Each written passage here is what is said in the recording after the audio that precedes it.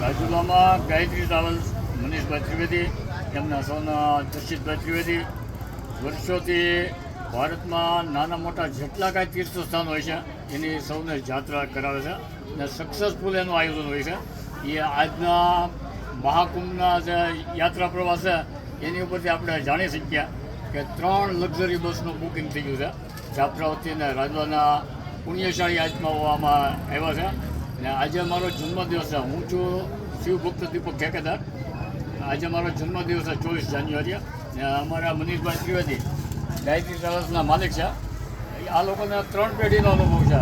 મનીષભાઈના પપ્પા ભીખુ કાકા એ ટ્રાવેલ્સનો ધંધો રાજ્યમાં પહેલેથી બહુ મોટું નામ છે ટ્રાવેલ્સના ધંધામાં. એટલે અત્યાર સુધીમાં બહુ ઝાઝી યાત્રા સંઘનું આયોજન સક્સેસફુલ કરેલું છે.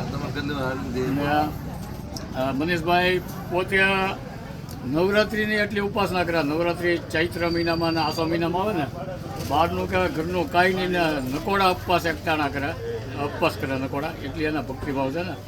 એટલે ખૂબ સરસ છે. મેં અમને વાત કરી, મેં કહું ભાઈ તમે 24 તારીખે 24 જાન્યુઆરી બધાને મહાસંઘ રૂપે મહાકુંભના દર્શને જાઓ. ત્યાં મેં કહું મારો જન્મદિવસ છે તો મને કહે દીપકભાઈ તો તારા થઈ કે આપણે અહીંયા બધાને મોં મીઠા કરીને વિદાય આપ્યા. અત્યારે મહાસંઘનું આયોજન કર્યું છે મનીષભાઈએ મહાકુંભના દર્શને પ્રયાગરાજ. જય સોમનાથ. ને હું પોતે મનીષભાઈ કહે એટલે મારો પરિચય આપો કે હું શિવભક્ત છું અને રાજુલાથી સોમનાથની 133 પદયાત્રા કરી છે. રાજુલાથી સોમનાથ 135 કિલોમીટર થાય.